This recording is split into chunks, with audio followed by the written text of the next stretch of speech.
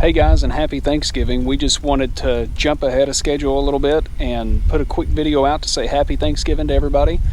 We're thankful for you guys for watching us and sharing this journey with us. Thankful for your subscriptions and for you following along with us every week. We're thankful to have an opportunity where we can be closer to family and see them more often. So that's something we're also thankful to be here close to them. Yeah, and if you're a little bit confused, you probably just got done watching some more of our videos in the Midwest. We're actually down in Arkansas right now for the holidays, and we're getting all geared up for Thanksgiving, and hopefully you guys have your meals prepared and your belts loosened and you're ready to eat plenty and enjoy your family and friends today on Thanksgiving. But we thought we would prepare 10 things, both inside and outside, that we're thankful for as far as RV accessories that make our life a little bit better out on the road. So I hope you guys enjoy it, and we'll catch you next Tuesday when we're back on schedule with our tours throughout the Midwest. Happy Thanksgiving, everybody. Happy Thanksgiving. Happy Thanksgiving. One of my favorite things is the travel dog bowl. I know there's a lot of different brands out there. We purchased this Prestige travel bowl. There's different sizes. I want to say this is the large. They range from, we know that on Amazon prices vary by the day, but I think they vary anywhere from $17, $24 depending on the size. I like this because our dogs very often won't drink when traveling. So this makes it easy. I can keep it in the car, I can keep it in the camper, and it just goes in between, and that way they have their bowl and they seem to be a lot more comfortable drinking on the road. It's great, it's spill proof, it has the lip on it. It's very easy to clean and take apart. We've had this for a while. I recommend it. This one's a go-to for me. So something I want to talk about outside that I use a lot is this nice collapsible ladder. These are kind of pricey. I think this one was about 175 bucks, but it's great because I can lay it right in the back of my truck and the fifth wheel doesn't interfere with it. And when I need to clean my camper or scrub bugs off of it, which is more times than not what this is used for, it's as easy as just lifting it up, and you can use it in stages. So just if you just need a couple of steps, you can just open a couple, or if you need to go all the way up, you can do that too. Full disclosure, one thing that I don't like about this ladder is that it has these plastic caps that can scratch your RV. So what I do is I take an old bath towel and lay over this and put a bungee cord around it so I don't damage anything. But overall, it's very light, it's very small, it's easy to carry with me on the road. And when you're done with it, it's as simple as pulling these two tabs, and it just kind of takes care of itself. We do have a ladder permanently installed on the back of our RV, but that doesn't do much to help us clean the front or the sides where it's very tall. This is a must-have to keep your stuff clean while on the road. Somebody's being a good girl and sitting still while Dad shoots video. You stay right there while we finish up, okay? One thing that I invested in before we went full-time were these vacuum bags. Now, full disclosure, over time I'm finding that they tear really easily. So maybe there's a better quality one, but even for the money, I want to say I spent just a little over $20 for a very large pack with all different sizes. So there's something as small as this, up to huge bags that hold pillows and blankets and larger bulky things. We use these in storage building when we still had one, but they store really well. They're going to keep out moisture, and this was really nice for us for extra bedding. I'd suction it down, I'd put some under the couch, so when Isaac came to visit, I knew exactly where it was at. Cody has some dress clothes in here, things that we don't need that often. We don't really want to take up the hanger space or the drawer space, but we still may need them. So this was one example that I used. It's just as simple as sealing it, putting a vacuum, and it does come with a pump, or mine came with a pump, so you could do it by hand. I like to find shortcuts where I can, so I use the shop vac. It fit perfectly. It suctioned everything out less than a minute, and I was good to go. When you get ready to use it, you open it up and you're done. I will say things do wrinkle in here, so if you're doing things like dress clothes, just keep that in mind. But this has been a pretty handy thing for us. One thing that really helps me out a lot outside the camper are my Milwaukee pack-out boxes. I actually have 3. I have the base box, which is a really deep box that I keep some of my larger tools that I don't use a lot. Like I have a skill saw in there and a couple other things that are kind of bulky. And then I've got the smaller box on top that's full of electrical connections and repair kits. And these things are super handy. This box actually rolls. So if I needed to get all this out, I could stack everything up right here and roll it. And then I also have my 3-drawer toolbox that I keep in the other compartment. It takes care of my sockets and screwdrivers and wrenches and things that would otherwise just be scattered around. Love my Milwaukee pack-out boxes. They're a must-have. So this nifty little thing is something that I use pretty frequently. This one was a gift, so as far as the cost, I'm not quite sure on this one. It was something I thought, maybe I'll use that, maybe I won't. Granted, we do eat a lot of eggs, but this thing is so fast and so easy. I find that I make a whole lot more omelets and poached eggs and boiled eggs because it's just a little easier process for me. Normally, the gadgets where it has a million pieces, I hesitate to pull it out. This one's worth it because Cody has to wash it all. He's not a fan, but I really do like it. So it's just this simple. It has, and it will stack. It has a lot of different options. It has the omelet maker where I literally dump eggs, salt, pepper, maybe drop in a little cheese, bacon bits, chives, and make a really quick omelet in a few minutes. It's steaming it, so it's not going to be fried. It's not going to be greasy. It is going to taste a little different, but we like lowering that grease and that oil level. So to us, this is great. So you can do that, or you can stack and maybe make some poached eggs. So you could do something here, maybe some poached eggs,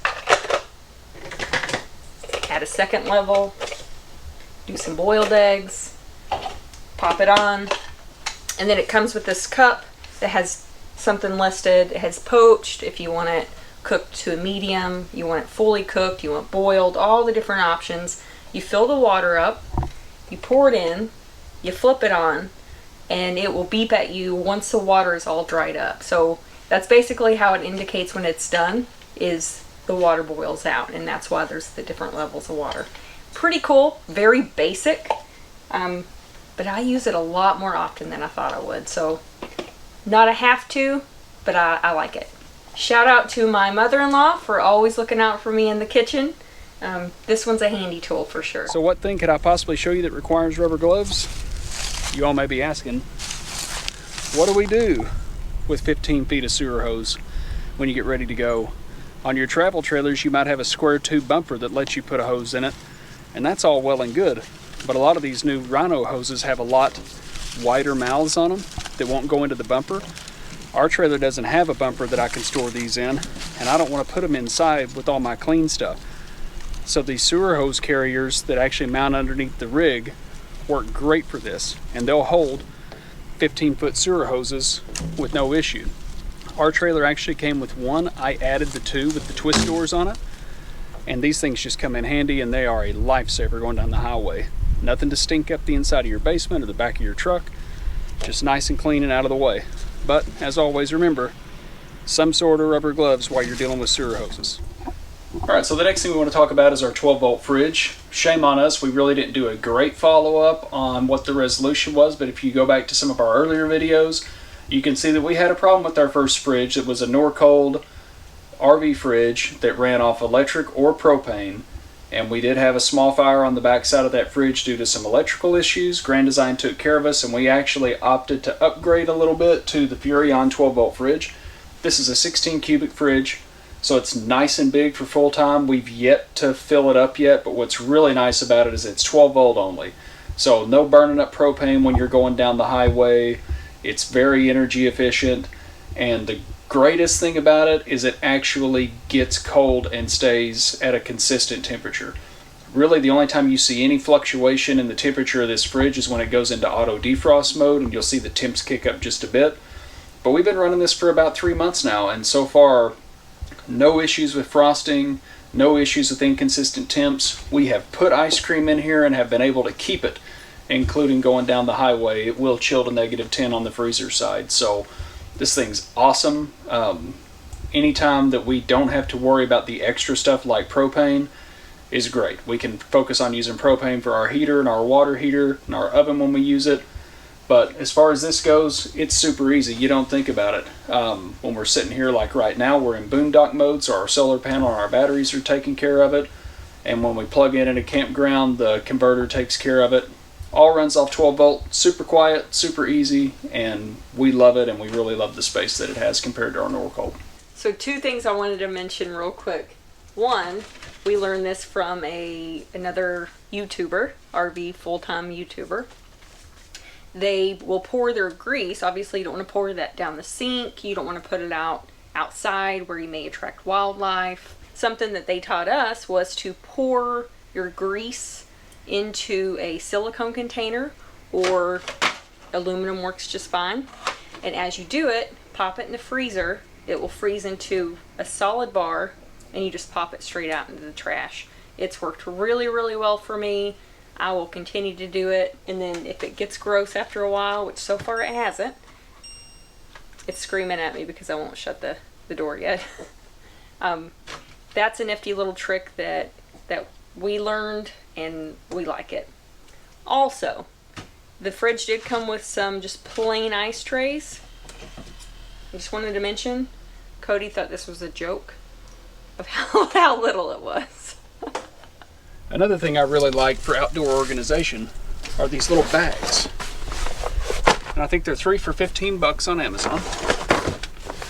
These things are just great. You can really use these for just about anything. I know on Amazon they talk about using them for sewer hoses, which I don't do, but these are great for water hoses. So I've got a 50-foot flex hose in here, along with my filter and my water flow meter. And these all just snap together with quick connects. I've got a backup hose in here. I actually have 2 backup hoses in here, so there's 75 feet in this one. And then I have one for all my electrical connections and miscellaneous dongles. And so these are great. I can grab just what I need and store it all away nice and simple when I'm done. They've got pull strings on them so you can kind of keep everything tight. And nice handles that make it easy to carry. Not a must-have, but it's definitely something that makes my life a little easier on the setup and tear down part of our trips. So a few more of mine have to do with the kitchen. We all know I'm not really great at the kitchen. I like things simple, I like things easy. One thing we purchased before we went full-time was a bundle of these cutting boards. They're really easy. I can just slide them in the side of the pantry. They don't take up a lot of room. If they start looking gross, we can chunk them. We got a big pack of them for under $10. I think it varies depending on the size, and you can find these in the stores as well for just $1 or so. I like them. I like how easy they are. They're easy to clean. I won't go back. I think we still have a lot of the fancy, nice wood cutting boards probably stored away because they were so nice. But in the end, we just kind of kept going back to these. So this is my go-to. Any particular brand, I don't really have one. So the cutting board is definitely one on my list. The next would be lemon squeezer. And this is really ugly because we've had it for a very long time. There for a while we were living in several different locations before we went full-time RVing. And we had one of these in every location because we used it. We drink a lot of lemon water, and it's handy. It's easy. There's not some big contraption that we're pulling out to do the juicing and the process, because we know that Angela probably just wouldn't do it. So I want to say we got this for $4, $5. There's some nicer ones that are a little more expensive, but it's a cheap, easy thing. If it breaks, we're not crying. We'll just go get another one. So I'm going to make Cody a lemon water real quick on my cutting board. And his favorite cup. What's that cup say? Yeah, if you can imagine. I know. Surprise! Milwaukee makes Cody tumblers likes. now. I broke it. It's just that easy.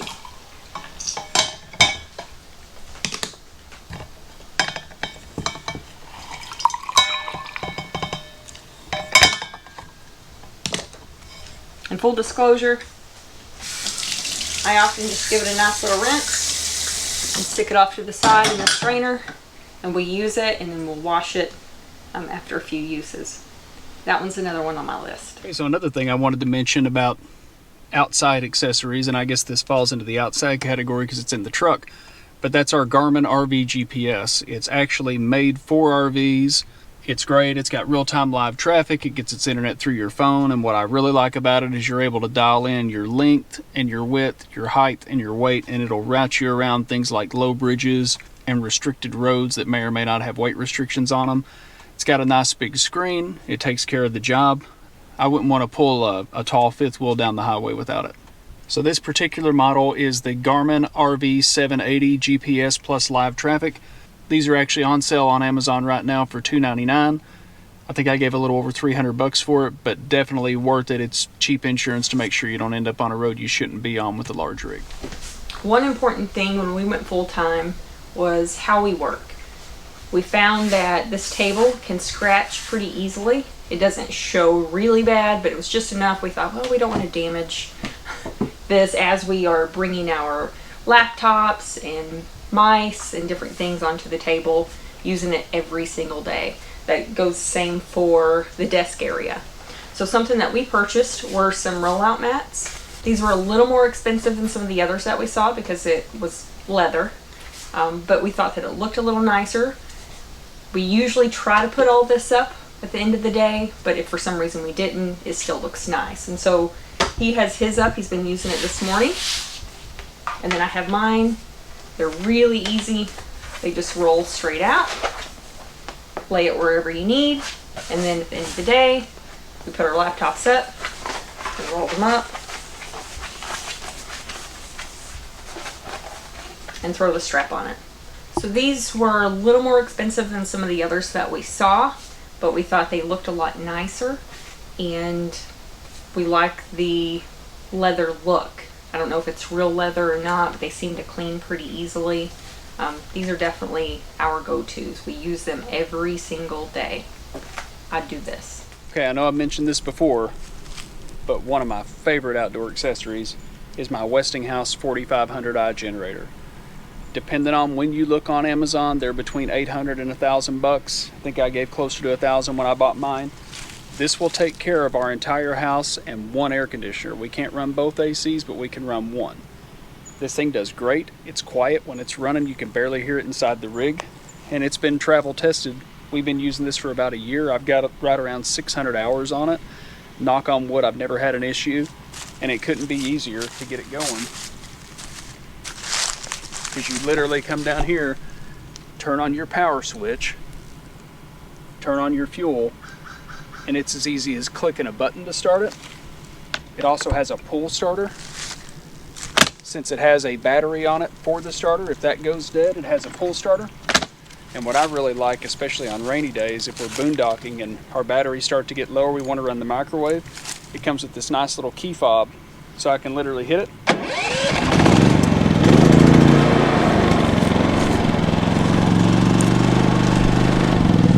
And I can turn it on or off from inside the trailer. I've tested it to about 75 feet away, and it works great. Like I said, about 600 hours on it, and other than changing the oil and doing general maintenance, this thing's been awesome. It's got a telescoping handle and wheels so you can roll it around. And it only weighs about 90 pounds when it's fully loaded with fuel, so it's something that I can easily pick up, set on the hitch rack on the back of our camper, tie it down, and down the road we go. But the Westinghouse 4500i generator is awesome. You can get a second one and parallel two together, and you can parallel it with some of the Westinghouse smaller generators if you want to get a true 50 amp setup and run both those ACs. We just haven't had a need for that yet, but I definitely recommend this product, and we use it. We boondock a lot at our friend's house or whatever where we don't have 50 amp power for our ACs. We use the fire out of this thing. We've battered it. You can see it's got beauty scars all over it, and it's sun faded. but this thing is an absolute rock star on the road. So something I wanted to talk about that I use inside the house a lot is this Westinghouse iGen 200S. So this is a electric portable generator. It's the smallest one they make, and I bought it as a tester because at some point I may want to get something a little bit bigger. We boondock a little bit now, particularly when we're down in Arkansas, and our goal for 2023 is to boondock even more. Since we work remote from the trailer, we have to have a way to power our electronics when we're running off grid. Our solar panel takes care of things like our fridge and some DC ports for charging phones and things like that, but we didn't have a great solution for charging laptops or running our television or things like that. So this is great. We actually charge it with a 110 household outlet when we are plugged into shore power. It has one plug here on the back that goes to your power source. If you don't have 110 power, you can also purchase a solar panel, which we haven't done yet, that's dedicated for these devices. And it also comes with this nifty pouch, and inside one of the main things is a 12 volt DC charger. So if we were going down the highway, we could be charging this with the truck. It's got a little flashlight on the front of it that I don't use. But if you look closely, it has two 110 outlets for, say, your computer, and then we've got USB chargers and USB-C charger as well. We can run off AC or DC. The bigger models have more plugs, they last longer, and they can power bigger devices. So with this being a 200 watt max, something to remember, it's not going to run your coffee pot, it's not going to run your blow dryer, it's going to run things that take 200 watts or less to run or to charge. So one of the biggest things I use it for is to charge this MacBook Pro here. I've been doing some editing this morning, so just as a test, I haven't charged this, so we'll see what it's got in it. We're about 3/4 power right now. It tells you right here on the side. It also tells you what kind of wattage you're driving right now. So when I plug in our MacBook charger to charge our computer, you can see it's going to kick up. Hear the MacBook kick on, and you can see the wattage is going to go up. I was a little bit surprised to find out that a MacBook Pro charger will peak at around 130 watts, but I've tested this charging my Milwaukee drill batteries and running our TV and all that good stuff. I think yesterday we ran our TV for about 7 hours before the box died out. So this is a great thing to have. It will work great for tailgating, if you need to power your electronics going down the road, whatever. This thing's super handy, and I'm really excited to try a bigger version and let you guys know how those work as well. This was $115 on Amazon. You have the opportunity to buy a bundle where you get a solar panel or 2 solar panels. I just bought the box, but I am considering buying the solar panel just for the purpose of testing. Alright, so you guys know you can't get through one of our videos without me saying something about Milwaukee Tools. I'm not sponsored, but I do love their products. And since it's fall, we've got a lot of leaves. And generally there's always leaves to blow off the campsite or our outdoor mat that needs to be blown off. And this works especially good for getting up on the roof and blowing off sticks and leaves before we take off. This is my Milwaukee Fuel M18 blower. It works off the same battery pack that my drill and my impact gun and my shop bags work off of. This thing is super handy. It's kind of loud, so you don't want to use it during quiet hours, but it's really effective for clearing off the roof, cleaning off the steps, getting any unwanted leaves and debris off your campsite, and I use it on every single. Okay, another thing we want to touch on here inside the RV is our Max Air fan. This was actually on the rig when we bought it. We had 2 other campers prior to this that did not have it, and I'll tell you, it's a great upgrade if you don't have one. If you're shopping for a new trailer and it's an option, don't think about it, just do it. These things are great. You don't have to reach up real high in a 5th wheel and open it. It's all electric. It opens itself, it closes itself. It's got 4 different fan speed settings. It works kind of like an attic fan, so you need to have another window or multiple windows open. So cracking a side window or something like that, it really moves a lot of air. For us, we like to be cool, or at least I do. So if it's, 75, 78 degrees or less, that thing works great in lieu of an air conditioner to keep air moving throughout the rig. Angela also uses it like crazy when she's cooking here on the stove. If you're cooking sausage or bacon or something that really stinks up the house, you can crank that on, open a window, and it takes care of all your exhaust fan needs as well.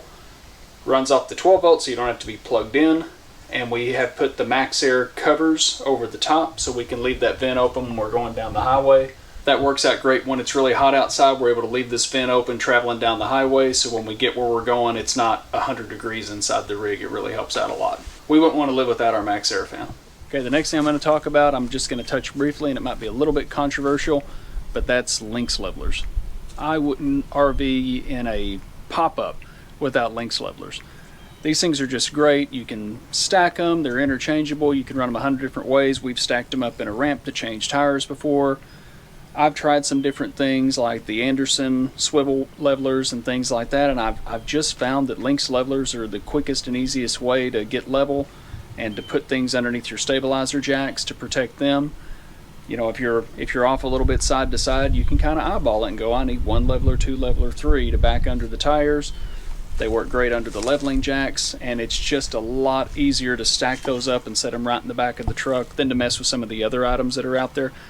I've heard great things about the Anderson levelers. I tried them, and I just find that for the space they take up and for the cost, the Lynx levelers work better. As you can see, ours are really beat up.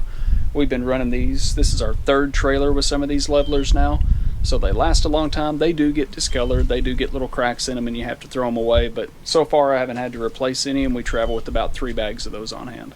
And like I said, that is a little bit controversial. I'm sure some of you are out there saying, I love my Anderson levelers, or I love my snap pads, or I've cut wood blocks to carry with us, which is obviously cheaper.